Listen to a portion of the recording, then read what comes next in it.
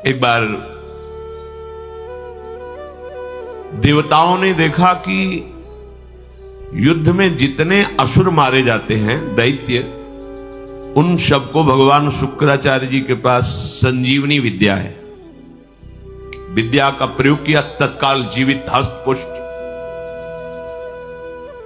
भगवान बृहस्पति जी के पास ये विद्या नहीं। जितने देवता मारे जाते वो अंग भंग वैसी स्थिति में रहते, मृत तो मृत। भगवान बृहस्पति जी के पास ये विद्या थी नहीं, भगवान शुक्राचार्य जी के पास। देवताओं ने बृहस्पति जी को अपना गुरु माना और दैत्यों ने शुक्राचार्य जी को गुरु माना। अपने गुरुदेव की कहीं भी लघुता मन में भी नहीं आनी चाहिए। इसलिए देवताओं ने कभी बृहस्पति जी से ये प्रार्थना भी नहीं की कि आप संजीवनी विद्या सीख लीजिए, हम लोगों को जिलाने, कभी प्रार्थना नहीं की। गुरु महिमा है। पर उनके बड़े पुत्र का नाम कच्छ था। उनसे बात की कि आप हमारे गुरु पुत्र हैं और हमारे ऊपर सबसे बड़ी संकट की बात है कि कोई साधन नहीं है जिससे हम अमर हो सके, और शुक्राचार्य जी के पास साधन है, संजीवनी विद्या। कोई भी असुर नहीं, जो भी मरा उसको तत्काल जीवित कर दिया। अगर आप जाएं भगवान शुक्राचार्य जी के पास और शिष्यत्व स्वीकार करें और उनको प्रसन्न कर लें, तो आप अधिकारी हैं, आपको संजीवनी विद्या दे सकते हैं एक जीवन को जिलाने के लिए। अपनी जो परा विद्या है, ये जन्म मरण का चक्र ही रोक करके श्री जी के पास प्राप्ति कराने वाली ये परा विद्या है। जिनसे संजीवनी विद्या प्रकट हुई है, उनकी भी संजीवनी है हमारी लाडली जो। ये जो अपने पास विद्या है ना, ये परा विद्या है। करोड़ों संजीवनी विद्या इसके समान नहीं, क्योंकि हमारी लाडली जो अनंत ब्रह्मांडों के ईश्वर भगवान श्री कृष्ण की भी संजीवनी मूरी है। संजीवनी जयति कापि निकुंज देवी।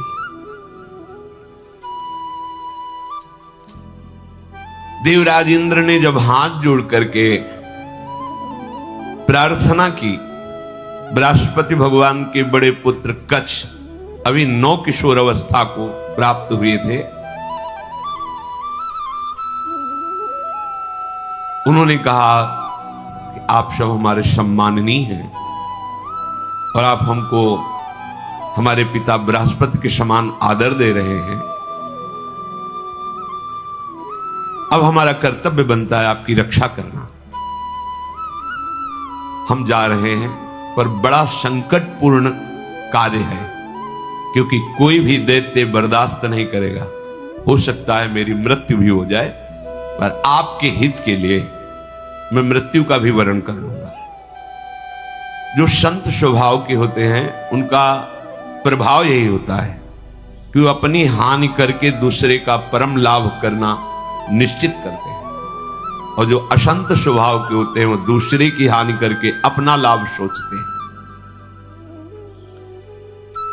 कच्छ ने सब देवताओं को आश्वासन दिया, अगर जीवित रहा तो संजीवनी विद्या लेके ही आऊंगा, और ना जीवित रहा तो फिर बात अलग है। इसमें परहित की भावना बहुत जोर की। परहित की भावना जहां होती वहां भगवान रक्षा करते हैं। सुख वांछा जहां होती वहां आसुरी भाव होता है, राक्षसी भाव होता है, फिर वहां दुर्गति होती है। श्री महान महिमा में भगवान के पिता होने का सौभाग्य जिन्हें प्राप्त हुआ, दशरथ जी महाराज, उनको वो परम लाभ जो गीधराज जटायु को मिला नहीं। पंख कटे हुए रावण के अस्त्र से तड़प रहे, प्राण कंठ में है, बस चितवत राम चरण की रेखा। आगे पड़ा जटायु देखा, चितवत राम चरण की रेखा। भगवान ने गोद में लेकर पिता की तरह उनका तर्पण आदि किया। वो जानता था कि मैं रावण से जीत नहीं सकता, पर जानकी का विलाप सुन करके पूरे बल से आक्रमण किया दशानन के ऊपर और इस गति को प्राप्त तो भगवान के सामने ही गीद देह का त्याग करके हरि रूप होकर भगवान के नित्य साकेत धाम को गया। परहित सबसे बड़ा धर्म है, परहित सरिष धर्म नहीं भाई। और यहां स्वसुख वांछा से ही हमारी सारी चेष्टाएं होती है, इसीलिए आनंद की तो बात जाने दो, शोक भय संताप ये छोड़ ही नहीं रहा है। कच्छ जी दैत्यों की सभा में विराजमान भगवान शुक्राचार्य जी के पास गए, उन्हें प्रणाम किया और कहा मैं आपसे एकांत में प्रार्थना करना चाहता हूं। भगवान शुक्राचार्य ने एक तेजस्वी बालक एकांत समय दिया, प्रणाम करके कहा मैं अंगिरा ऋषि का पौत्र, भगवान बृहस्पति का पुत्र, मेरा नाम कच्छ है और मैं आपका शिष्य होना चाहता हूं। ब्रह्मन, मैं आपको गुरु रूप में वरण करता हूं। मैं 1000 वर्ष तक ब्रह्मचर्य रह करके आपकी सेवा करना चाहता हूं और आप इसके लिए मुझे मना मत करना, इसकी अनुमति दे देना। शुक्राचार्य जी ने कहा कच्छ सुस्वागतम तेस्तु प्रतिगृह्णामि ते वचः अर्चयिष्येह मर्च्यम त्वामर्चितोस्तु बृहस्पति। मुझे बहुत प्रसन्नता हुई कच्छ, तुम्हारे संकल्प का हम स्वागत करते हैं। शिष्य कौन है, किनका है, किस पक्ष का, ये नहीं देखा जाता। यदि वो शिष्यत्व स्वीकार कर रहा है और उसमें वो लक्षण हैं तो बिना किसी संकोच के, बिना कोई विचार के उसको स्वीकार कर लिया जाता है। ये धर्म की मर्यादा है, उसमें फिर नहीं देखा जाता आप कौन, कहां के, कैसे। नहीं, आप में आर्त भाव है, शरणागत होना चाहते हैं, वो स्वीकृत है। मैं तुम्हें स्वीकार करता हूं। तुम्हारा ये जो संकल्प है आदर का पात्र है। तुम्हारा सम्मान करना भगवान बृहस्पति का सम्मान करना है। तब कच्छ ने कहा कि आपने बड़ी हम पर कृपा कर दी। महाकांतिमान कच्छ बड़े ही सुंदर थे। उनके सामने जल लेकर संकल्प किया 1000 वर्ष तक मैं अखंड ब्रह्मचर्य रहूंगा। शुक्राचार्य जी ने कहा मेरे ही भवन में तुम्हें अब रहना होगा और तुम प्रकाशित मत होइए कि मैं बृहस्पति पुत्र हूं, क्योंकि दैत्यों में देवताओं के प्रति द्वेष भाव है, वो अमंगल कर देंगे। और मेरी ये पुत्री देवयानी तुम्हारी ही अवस्था की है, नवकिशोर अवस्था ही, यौवन के पदार्पण की भूमिका को कहते हैं। तारुण्य प्रथमो प्रवेश समय, इसे किशोर अवस्था कहते हैं। तरुण अवस्था की प्रवेश की, अभी जवान नहीं कह सकते, वो प्रवेश स्थिति, ये बड़ी देव स्थिति होती है। तुम हमारी पुत्री का प्रिय करो, उसकी आज्ञा में रहो, अपना ही घर है, ऐसे निर्भय हो के रहो, पर बाहर सावधानी से ही निकलना, क्योंकि दैत्य जन ये जान न पावे कि तुम हमारे पास रहे हो। अभी कोई संजीवनी विद्या की बात भी नहीं की। देवयानी से कहा अब ये यहीं रहेंगे। 1000 वर्ष तक का इन्होंने नियम पूर्वक ब्रह्मचर्य का संकल्प लिया है। देवयानी जी ने स्वीकार किया उनको। वो सदैव देवयानी के सामने हाथ जोड़कर प्रणाम करना, उनकी आज्ञा में रहना, जैसे गुरु वैसे गुरु पुत्री, ऐसा भाव। 500 वर्ष व्यतीत हो गए ब्रह्मचर्य से रहते हुए और गुरु भवन में सेवा करते हुए। कोई नहीं जान पाया। एक दिन किसी गुप्तचर ने दैत्यराज को बताया कि भगवान शुक्राचार्य के घर में कोई नवकिशोर बालक बहुत ही देदीप्यमान कांतिवान काफी समय से रह रहा है।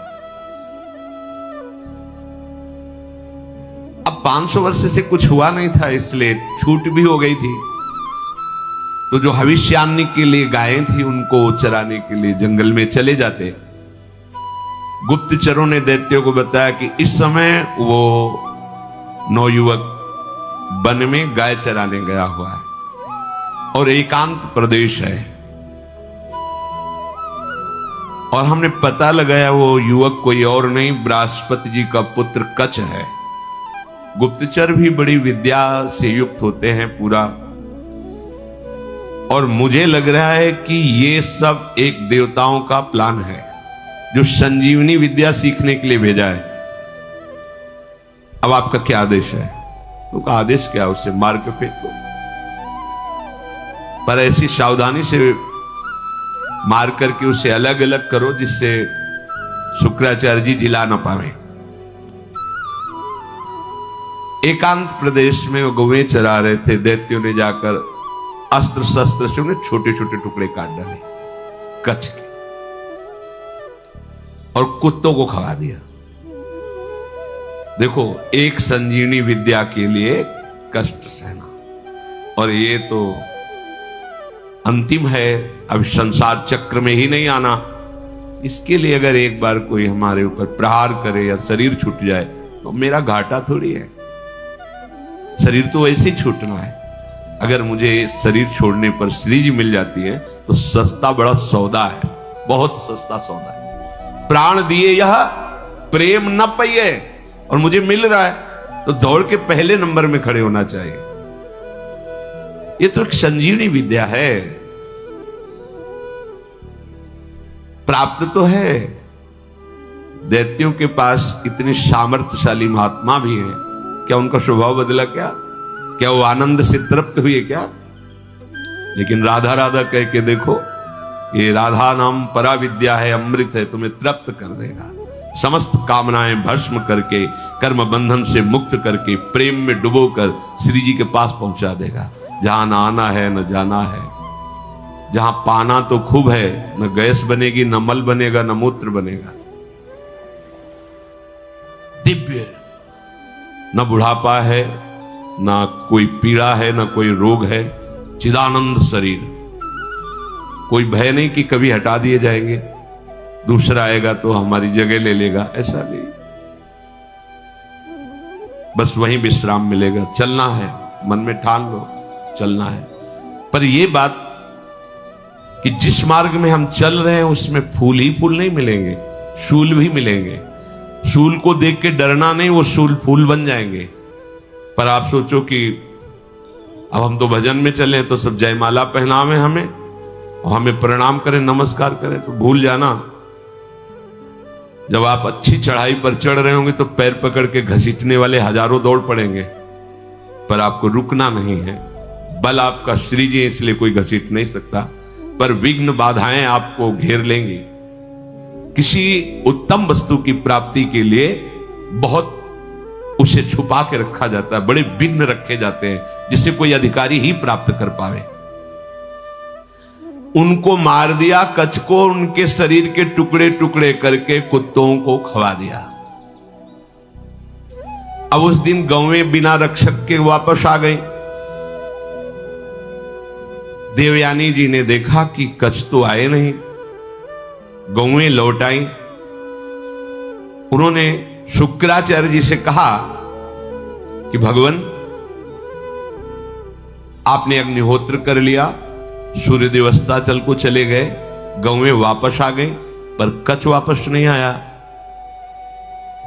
मेरा हृदय भयभीत हो रहा है, कच्छ के साथ कुछ अमंगल हुआ। मैं सत्य कहती हूं, मेरा हृदय कभी झूठ इशारे नहीं करता। मेरे हृदय में आ रहा है कि शायद अब कच्छ जीवित नहीं है। भगवान शुक्राचार्य जी ने ध्यान देकर देखा, बोले तो ये तो गजब हो गया, कच्छ को काट करके कुत्तों को खवा दिया दैत्यों ने। ठीक है, संजीवनी विद्या का प्रयोग किया, हर कुत्ते के पेट से फट फट करके मांस एकत्रित हुआ, कच्छ जिंदा हो गए। ये संजीवनी विद्या, विद्या का बड़ा प्रभाव होता है। इलवल और वातापी नाम के दैत्य थे ना, इसी विद्या को जानते थे, और उनको संतों से द्वेष था, जो आसुरी स्वभाव के होते संत उनका भी मंगल करते, पर उनका द्वेष होता है, उनको सताने में अच्छा लगता है। जो सीधे धर्मात्मा संत भगवत मार्ग के पथिक, उनको संकट में डालना, उनको तड़पाना, उनको मारना, इससे उनको अच्छा लगता है। जो दैत्य राक्षसी स्वभाव के जन होते हैं, भला संत किसी से क्यों ऐसा द्वेष करेंगे कि किसी को कष्ट हो। पर देखो ना, पूज्यपाद उड़िया बाबा को काट डाला गड़ासे से, भरी स्वभाव में से फव्वारे जैसे निकलते ना, ऐसे खून के फव्वारे निकले। ये दैत्य स्वभाव बड़ा ही कड़ुआ स्वभाव। इलवल क्या करता कि साधारण वेश में जाता और जंगल में जितने भी ऋषि मुनि आश्रमों सबको निमंत्रण देता, हमारे आज अहो भाग्य, आप हमारी कुटिया में पधारिए, और एक साधारण धर्मात्मा का वेश रखता। अब संत वायु पीने वाले, जल पीने वाले, पत्ता खाने वाले, कंदमूल फल खाने वाले, चलो भगवान की इच्छा से कोई निमंत्रण करने आया है, पा लेते हैं। वो अपने भाई वातापी को मार करके वो ऐसे मिलाता कि कोई जान न पाता भोजन में। जरा जरा सब सैकड़ों ऋषियों की पंगति लगाई, सब प्रसाद पा के खड़े हुए, ताओ विद्या का प्रयोग करता, संजीवनी विद्या। वातापी फड़ाक फड़ाक सबके पेट फट जाते और वो एकत्रित हो गए। हाँ भैया, बोले हो गए, 100 मरे, 500 मरे, उनको सुख मिलता है। और ऋषियों की संख्या कम होने लगी तो भगवान अगस्त्य जी से कहा, जो समुद्र को पी गए थे, कि ऋषियों पर बड़ा संकट है, वो अलग अलग भेष बदल कर आता है, निमंत्रण करता है और अपने भाई को मार करके ऐसे मिला देता है कोई जान ही नहीं पाता, और जब ऋषि पा लेते हैं तो विद्या का प्रयोग करता है और सबको मार देता है, वो जीवित हो जाता है वातापी। बोले सब निमंत्रण स्वीकार करो। अगस्त्य जी बिना निमंत्रण के पहुंच गए, आगे बैठे। बोले भैया, थोड़ा हम सबसे ज्यादा पाते हैं, तो पहली पंगत में मैं आगे बैठा हूं, पहले मैं पालूं फिर दूसरे को परोसा जाए। ऋषि तैयार हो ना? सब ऋषियों ने कहा हाँ। अगस्त्य जी ने कहा पहले मुझे परो। उसने वही प्रक्रिया की, अपने भाई वातापी को मार करे पूरा चाट चाट के सब पा गए अगस्त्य जी। पाने के बाद आचमन किया, खड़े हुए तो उसने मंत्र संजीवनी विद्या पढ़ी और कहा वातापी, जीव पुकारा सो अधो वायु ढर से निकाली। बोले गया तुम्हारा वाता। अगस्त्य जी थे जो समुद्र को पी गए, समुद्र, अगाध समुद्र को पी गए। अधो वायु लिख बोले गया तुम्हारा वातापी। तुम साधारण सी सब पच गया, जितनी देर पाया उतने में हमारी जठराग्नि ने पचा करके हजम हो गया, खत्म तुम्हारा वातापी। कोई विद्या काम नहीं करती ब्रह्म विद्या के आगे, भगवत विद्या के आगे। भगवान बृहस्पति जी ने जो ही ध्यान किया, देखा कि वो तो कुत्तों के पेट में है, संजीवनी विद्या का प्रयोग किया, कुत्तों के पेट फटे और कच्छ जो है मांस जुड़ के पूरा जीवित होकर सामने आ गया। देखते ही देवयानी ने पूछा लौटने में विलंब क्यों कर दिया? तो उन्होंने कहा कि देवी मैं समिधा कुश और काष्ठ गुरु सेवा के लिए ला रहा था, तो एक वृक्ष के नीचे रुका, गौएं भी हमारे साथ थी। वहां कुछ असुरों ने मुझे घेर लिया और पूछा तुम कौन हो? तो मैंने बता दिया मेरा नाम कश्यप, मैं बृहस्पति का पुत्र हूं और भगवान शुक्राचार्य हमारे गुरु हैं, उनकी सेवा के लिए मैं सामग्री ले जा रहा हूं। तो उन्होंने मुझे मार दिया और मार करके कुत्तों को खवा दिया। मेरी स्मृति कभी भंग नहीं होती क्योंकि मैं अखंड ब्रह्मचारी हूं। ब्रह्मचर्य में बहुत बड़े सामर्थ्य है जिसका महत्व आज नहीं समझा जा रहा है। अगर आपका शरीर स्वस्थ है, किसी औषधियों का सेवन नहीं हो रहा है संसारिक, और आप ब्रह्मचारी हैं, एक बार श्लोक पढ़ लीजिए, वो पूरा टेप हो जाएगा। दोबारा कोई बात सुननी नहीं पड़ती, एक बात सुन लिया पूरा दिमाग में बैठ जाएगा। भारी से भारी मेहनत करने पर कभी थकावट नहीं होगी। 2-4 दिन नींद ना आवे तो आपको परेशानी नहीं होगी, क्योंकि बहुत शीतलता, बहुत धैर्य, गंभीरता, ये सब ब्रह्मचर्य प्रकट कर देता है, तभी उपासना परिपक्व होती है। अब ब्रह्मचर्य नहीं तो स्मरण ही नहीं है, ना प्रभु का स्मरण है, ना अपने लक्ष्य का स्मरण है। जिधर जो प्रवाह हुआ उसी में बहते डोल रहे हैं। शरीर इतने क्षीण हो रहे हैं वासना के कारण कि कुछ भी प्रकृति की मार झेलने लायक ही नहीं रह गए। देखो ब्रह्मचर्य का प्रभाव। कच्छ कह रहे मुझे पूरा स्मरण है, मेरी स्मृति कभी भंग नहीं होती।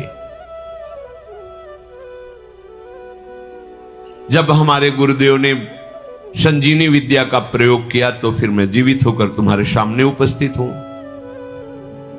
कच्छ ने जब अपने मारे जाने की बात कही तो देवयानी बड़ी सावधान हो गई कि कच्छ को अब गाय चराने नहीं भेजना। दैत्यों को तो पता था कि हमने मारकर खवा दिया। अब तो एक दिन सेवा के लिए कुछ पुष्प की आवश्यकता हुई तो देवयानी ने कहा पास के ही जंगल से पुष्प ले आइए। दैत्य दूर से निगरानी रखते थे, उन्होंने देखा कच्छ तो जिंदा है। जाकर के सोचा कच्छ जिंदा है, बोले वापस फूल लेके ना जाने पावे,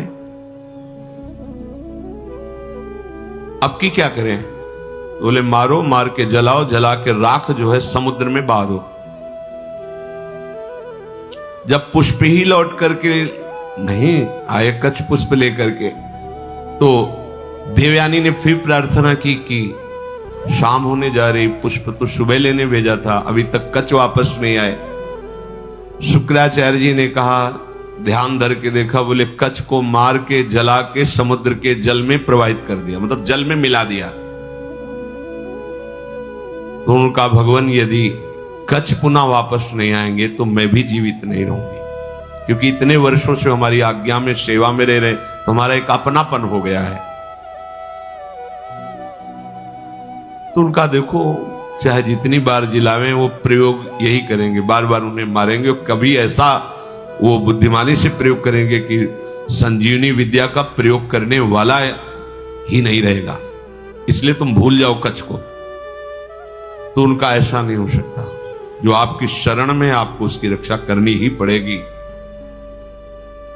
जो संजीवनी विद्या का प्रयोग किया, लहरों से राख निकली, राख शरीर धारण किया और फिर कच्छ के रूप में आके पुष्प लेके सेवा में उपस्थित हो गए। बड़ी विद्या में सामर्थ्य होती है। गुप्तचरों ने बताया कि कच्छ है अभी गुरु भवन में, मार के जला के। अब वहां हुआ कि सुनो, अब की बार ऐसा करो कि कोई उपाय ही न रह जाए संजीवनी विद्या के प्रयोग का।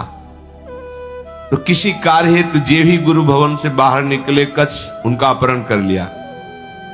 कच्छ को मार करके जलाया, जला करके छान करके उस राख को सुरा में मिला करके अंगूर आदि के रस में और शुक्राचार्य जी के ही पास पहुंचा दिया। जो सेवा में था यही दिया, भगवान शुक्राचार्य पी गए। शुक्राचार्य जी पी गए। देवयानी ने कहा पूरा दिन हो गया कच्छ के दर्शन नहीं हो रहे। अब बताया बार बार वो अगर हम संजीवनी विद्या का प्रयोग भी करेंगे तो मार ही डालेंगे, इसलिए तुम छोड़ो, क्यों चिंता करते हो। उन्होंने कहा भगवान आप ये निश्चित समझ लीजिए कि शरणागत हैं वो हमारे, और मैं उनकी रक्षा किए बिना जीवित नहीं रह सकती। आपसे सच कहती हूं, यदि मैंने कच्छ का दर्शन नहीं किया तो अपना जीवन नष्ट कर दूंगा। प्यार तो होता है परिवार के जनों से। शुक्राचार्य जी ने कहा बेटी, बृहस्पति का पुत्र कच्छ इस बार ऐसी घटना में स्थित है, या तुम्हारे पिता रहेंगे या कच्छ रहेगा। देवयानी तुम शोक छोड़ो, रो मत। तुम्हारी जैसी विवेकशालिनी और शास्त्र स्वाध्याय करने वाली युवती के लिए ऐसा रोना या ऐसी बात कहना मैं जीवन त्याग दूंगी, ये उचित नहीं है। असंभव है अब जिलाना कच्छ को। बोले क्यों? बोले हमारे पेट में पहुंच चुका है वो। ध्यान के द्वारा देखा कि अंगूर आदि के रसों में सुरा मिला के उनको पिला दिया। बोले कच्छ को हम ही को पिला दिया गया।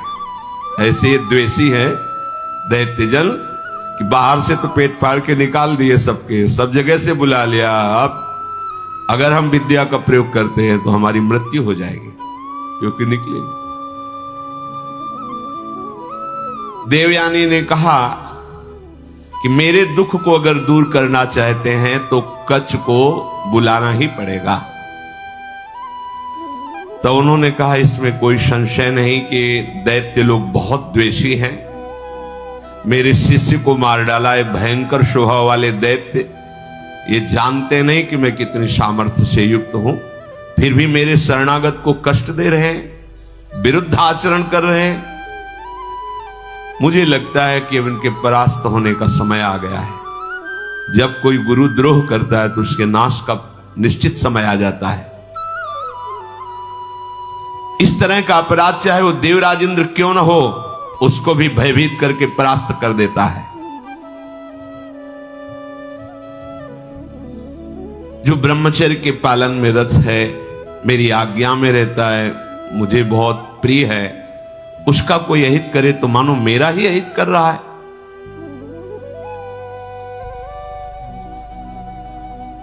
गुरु ने मन में विचार किया कि अब कैसे उसको जिलाए। तो कच्छ, तुम मेरी बात सुन रहे हो? संजीवनी विद्या का ध्यान करते हुए कहा। तो अंदर से कच्छ बोले, हाँ गुरुदेव सुन रहा हूं, बहुत भयभीत भी हूं, क्योंकि मैं आपकी हाथों के बीच में फंस गया हूं। विद्या के प्रभाव से अंदर से आवाज, गुरुदेव आप प्रसन्न हो, मैं आपको प्रणाम करता हूं। जैसे पुत्र का पिता पर और पिता का पुत्र पर स्नेह होता है, उसी प्रकार हमारा आपके प्रति और आपका हमारे प्रति स्नेह है। शुक्राचार्य जी ने कहा, उस समय मैं नहीं जान पाया जिस समय तुम हमारे मुख द्वार से उदर में गए। तो उनका, गुरुदेव आपके प्रसाद से और ब्रह्मचर्य से मेरी स्मरण शक्ति मरने पर भी नहीं छूटती। मुझे पूरी याद है, यदि आपने संजीवनी विद्या का प्रभाव किया और मैंने आपके पेट को फाड़ा तो सबसे बड़ा कलंकी मैं कहलाऊंगा कि गुरुदेव की हत्या करने वाला है। गुरुदेव, यद्यपि मैं कष्ट में हूं, पर मैं आपके पेट को, आप ऐसा संजीवनी विद्या का प्रयोग मत कीजिए जिससे आपकी मृत्यु हो जाए। मैं हर क्लेश सह सकता हूं, लेकिन गुरु के विरुद्ध नहीं चल सकता।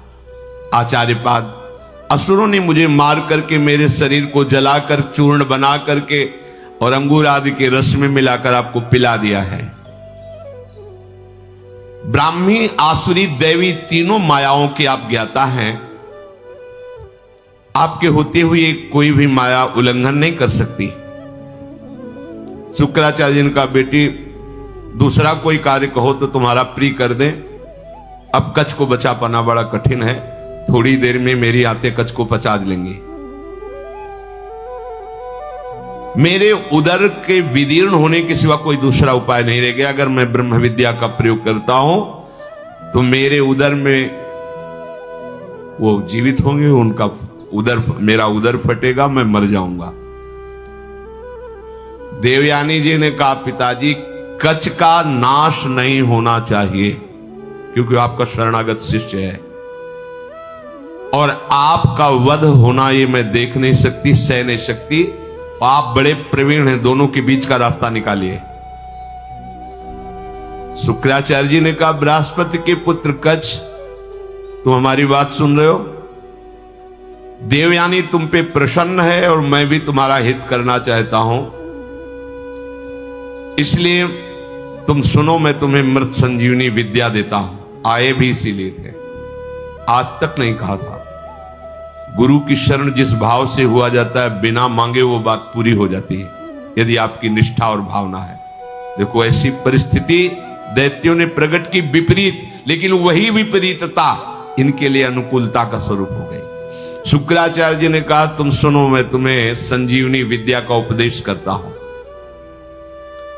संजीवनी विद्या का उपदेश किया और कहा, जब मैं अपने ऊपर प्रयोग करूंगा तो तुम बाहर निकलना, मेरा पेट फाड़ के तो मेरी मृत्यु हो जाएगी, फिर तुम संजीवनी विद्या का प्रयोग मेरे ऊपर करना, जिससे मैं जीवित हो जाऊंगा।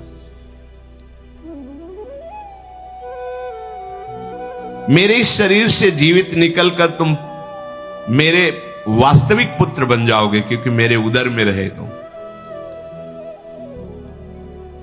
गुरु से विद्या प्राप्त करके सामर्थ्यशाली होने पर भी शिष्य को सदैव गुरु के प्रति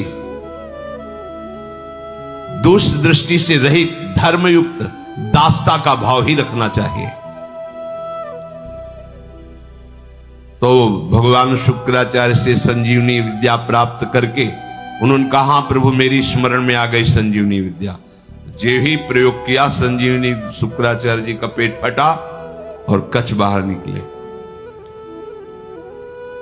बड़ा ही तेजस्वी स्वरूप संजीवनी विद्या प्राप्त करने के बाद और हो गया कच्छ का, मानो मूर्तिमान वेद रूप धारण करके आ गए हो। शुक्राचार्य गुरुदेव को भूमि में मृत पड़ा देख करके उन्होंने अपनी गुरु विद्या संजीवनी का प्रयोग किया।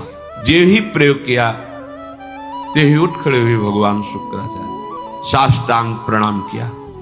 गुरुदेव, मैं विद्या से शून्य था, उस दशा में आपने मेरा पालन पोषण किया और अत्यंत दुर्लभ मृत संजीवनी विद्या दी, जो अमृत धारा है। कोई भी महात्मा ऐसा कैसे हो सकता है कि अपने ऐसे उपकार करने वाले गुरुदेव को कभी भी दुखी कर सके। आप ही मेरे मां हो, आप ही मेरे पिता हो। हे गुरुदेव, हम जिस कार्य के लिए आए थे वो कार्य पूर्ण हुआ, पर मैं सदैव आपका हूं, आपका दास हूं। जब जैसी आज्ञा आप हमें जरूर दीजिएगा। गुरु की कृपा के बिना कोई भी विद्या सिद्ध नहीं होती। जो गुरुदेव से विद्या प्राप्त करके गुरुदेव की अवहेलना कर देता है, उसे प्रतिष्ठा रहित पाप पूर्ण नरकों की प्राप्ति होती है। कोई भी मंदबुद्धि अज्ञान से युक्त होकर के कभी यदि अपने गुरुदेव का अपमान कर दे तो धर्म भ्रष्ट हो जाएगा, उसे ब्रह्म हत्या का पाप लगता है। इस लोक परलोक में दोनों में उसकी निंदा होती है। तपस्या की निधियों की निधि अप्रमेय शक्तिशाली महानुभाव शुक्राचार्य जी ऐसी बात सुनकर बहुत प्रसन्न हुए, गुरु निष्ठा देख करके।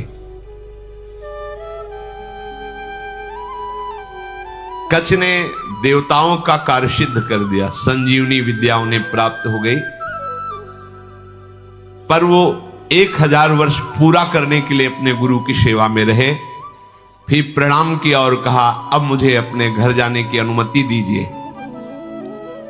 जब कच्छ का व्रत पूरा हो गया, गुरु ने उनको जाने की आज्ञा की, तो देवयानी ने कहा, हमारी सेवा में रहे हो, मेरी आज्ञा के बिना कैसे जा सकते हो? आप उत्तम कुल विद्या तपस्या इंद्रिय संयम से सुशोभित हो रहे हो। महायशस्वी महर्षि अंगिरा जिस प्रकार मेरे पिताजी के लिए माननीय है, उसी प्रकार आपके पिता बृहस्पति मेरे लिए आदरणीय और पूजनीय है। तपोधन, अब मैं जो बात कर रही हूं उस पर ध्यान दीजिए। आपका ब्रह्मचर्य व्रत 1000 वर्ष का था, समाप्त हुआ, और मैंने आपको अंदर से वर्ण किया है कि तुम हमारे पाणी ग्रहण भाव को स्वीकार करके पति बनो। मंत्रोच्चारण पूर्वक विधि पूर्वक मेरे पिता के सामने मेरा पाणी ग्रहण करो। मैंने अंदर से ये भाव किया है। कच्छ ने कहा, अब दोबारा ऐसा शब्द उच्चारण मत कर देना। देवयानी, तुम्हारे पिता भगवान शुक्राचार्य मेरे भी पिता हैं, क्योंकि मैं उनके उदर में रह चुका हूं। क्या कभी भाई अपने बहन के प्रति ऐसा भाव कर सकता है? तुम हमारी परम पूजनीय हो, ऐसे शब्द उच्चारण मत करना। वैसे गुरुपुत्री हो, और ऐसे भी मैं शुक्राचार्य के उदर में रह चुका हूं। महात्मा भार्गव को तुम प्राणों से भी अधिक प्यारी हो। गुरुपुत्री होने के कारण मेरी परम पूजनीय बहन हो तुम, ऐसे शब्द उच्चारण मत करो। देवयानी, जैसे मेरे गुरुदेव तुम्हारे पिता शुक्राचार्य सदा मेरे माननीय है, बिल्कुल उसी तरह मैं गुरुदेव की तरह तुम्हारा सम्मान करता हूं, तुम्हारी आज्ञा में रहा हूं। ऐसी बात मैं सुनना भी नहीं चाहता। देवयानी ने कहा, मैं आपका सम्मान करती हूं, आपकी भावना का, लेकिन जब से आप आए हैं और आज तक मैंने आपकी प्राणों की रक्षा की। मेरे ही कारण आप जीवित हो, मेरे ही कारण तुम्हें संजीवनी विद्या मिली। मैं हठ ना करती तुम हमारे पिता के हाथों में ही पच जाते। इसलिए तुम्हारा जीवन मेरा दिया हुआ जीवन है। इसलिए सौहार्द के साथ मैं कहती हूं कि मैं उत्तम भक्ति के द्वारा तुम्हारी आराधना करूंगी। तुम धर्म के ज्ञाता हो, मेरे प्रति ऐसा भाव त्याग दो और मेरा पाणी ग्रहण स्वीकार करो। कच्छ ने कहा, उत्तम व्रत का आचरण करने वाली देवयानी, मैं तुम्हारी इस आज्ञा का कदापि पालन नहीं कर सकता। तुम्हें प्रसन्न होना चाहिए मेरे ऊपर। मैं तुम्हें गुरु से भी बढ़कर पूज्य दृष्टि से सदैव देखा हूं। मेरे हृदय में कभी तुम्हारे प्रति ऐसा भाव नहीं आया। मैं तुम्हारी ये बात नहीं सुन सकता। तुम मेरी बहन थी, बहन हो और बहन ही रहोगी, ये मेरा दृढ़ निश्चय है। अब मैं तुम्हारा आशीर्वाद चाहता हूं, मुझे आशीर्वाद दो और मैं अपने देवलोक को जाता हूं। तुम्हारा मंगल हो। ऐसा कहकर के प्रणाम किया कच्छ ने।